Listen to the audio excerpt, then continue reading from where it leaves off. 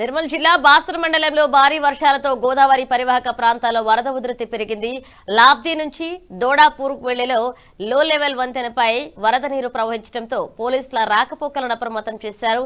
ప్రజల వంతెనలు వాగులు దాటవద్దని, లోతట్టు ప్రాంతాలకు వెళ్లకుండా జాగ్రత్తలు పాటించాలని అధికారులు సూచించారు. మహారాష్ట్ర, తెలంగాణ ఎగువ ప్రాంతాల్లో కురిసిన భారీ వర్షాలతో పాటు బాసర మీదుగా వస్తున్న ఇన్ఫ్లో కారణంగా శ్రీరామ్ సాగర్ ప్రాజెక్టుకు 69,342 క్యూసెక్ల వరద నీరు చేరుతోంది.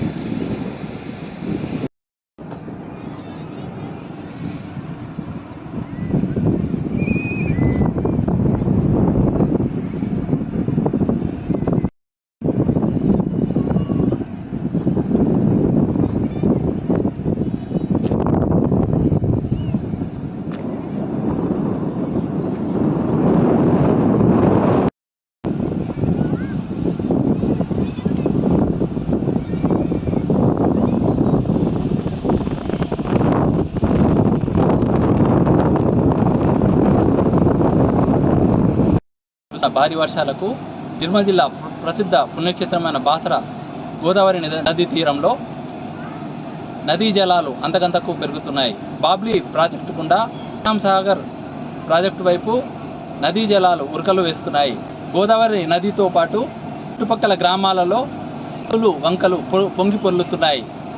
దోడాపూర్ నుండి టాక్లీ వెళ్లే మార్గంలో బ్రిడ్జిపై నుండి వరద నీరు ప్రవహిస్తుండటంతో పోలీసులు ముందు జాగ్రత్తగా రాకపోకలను నిలిపివేశారు.